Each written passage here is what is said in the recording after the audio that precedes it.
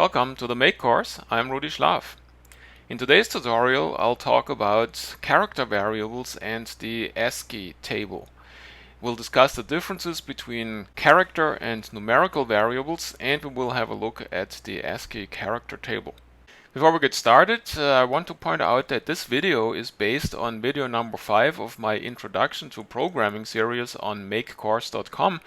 And so if you watch video number 5, that'll teach you what numbers, variables, and type definitions are. So if you don't know these things, then I would recommend to watch this video. Another thing you need to know to follow this tutorial is how to use the serial port on the Arduino. And so if you don't know that, then I have a bunch of videos on eeawesome.com where I explain how to hook up the Arduino and get started with the serial port. So that's in video number 4. This here is the Arduino sketch for our tutorial. It's pretty much the same sketch like what I used in video number 5 about numerical variables, but here now we will play with character variables. And so I define here a variable named character variable of the type char. I also define a byte variable, and if you remember from video 5, that is a 1-byte integer variable, so it can hold numbers from 0 to 255. In my setup function, I simply open up the serial port at a baud rate at 9600, and then in the main loop we simply print these variables and we assign some values to them. And so we'll start out by assigning 80 to the character variable and the byte variable, and now let's check out what comes back from the Arduino on the serial port. So first we print the character variable, and then we print the byte variable. So we assigned to both of them the same number. Let's see what happens.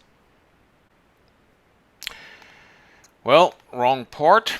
Let's try this again. And so it's now uploading. And done uploading. And so let's see what happens here. So it's printed now. Here you see character variable, it printed a capital P, and the byte variable, it printed 80, like you would expect if you assign 80 to an integer 1-byte variable. So what is happening here? Why is the character variable printing as a P? Well, let's explore this a little bit more. Let's say here we assign here 90. Let's see what's coming back. And here we go. So now the character variable is a Z. So what's going on here obviously is that depending on what number we write into the character variable, we get a specific character of the alphabet. What's going on here, of course, has to do with the fact that computers are good at processing binary numbers, but not much else. And so if we want to deal with text and process text on a computer, then we need to find a way to store characters as binary numbers. And this table here, the ASCII symbol table, ASCII stands for American Standard Code of Information Interchange. This table assigns each character a number. So we start out here with with numbers from 0 to 31, and these are not really characters, these are control codes. So here you can tell the outputting device to do something like a carriage return. See, this is for example number 13, that's an important one. And then after 31 we start out with the alphabet characters that we would use on a typewriter. And so 32 is space and 33 is the exclamation mark and so on. And then here at 48 the numbers start. And then the characters, capital characters, start at 65. And so if you look now down here at 80, you find the capital P. And if we go to 90, you find the Z. And so you see how this came about, right? We wrote a number into the character variable. The character variable really is nothing but a byte variable. It is a single byte into which we can write a number. But the compiler knows that this is supposed to be a character. Now back here in the Arduino sketch, remember we simply printed that character variable the same way like we printed the byte variable. And at that point, of course, all we do is we tell to print the number 90.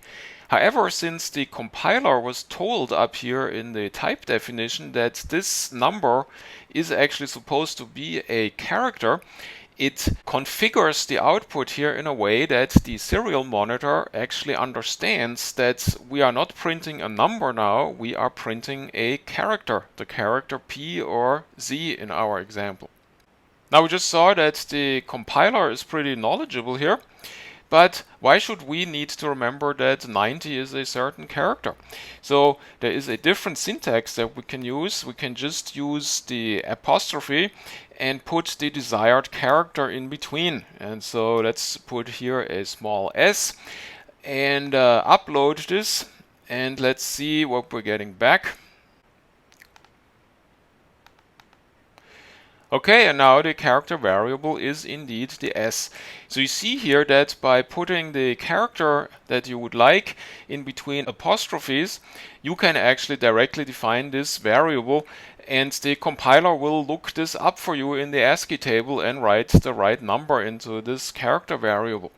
So in summary, what you know now is that a character variable is nothing but a byte variable, but with an additional qualifier that basically tells the compiler that the number that's stored in that byte is supposed to be used as a character. And when the compiler compiles serial print ln and finds a character variable here as the argument, then it compiles it in a way that it prints it onto the serial port in a way that tells the serial monitor that this number that's coming is supposed to be printed as the appropriate ASCII character. So far, so good. So it's interesting to know that you can actually suppress this. And so if you wanted to insist to print this here as a number, let's say for debugging purposes, then you could put here a format specifier, as they call it, and you could specify that no matter what this type is here, you want to print it as a decimal number. This here tells now the compiler that this serial print, no matter what this here is supposed to print out on the serial monitor this variable as a decimal. So let's see what happens. And here we are. So the character variable now is printed as 115, even though we put an S in here. And simply by putting DEC here for decimal, we force the print out as a decimal.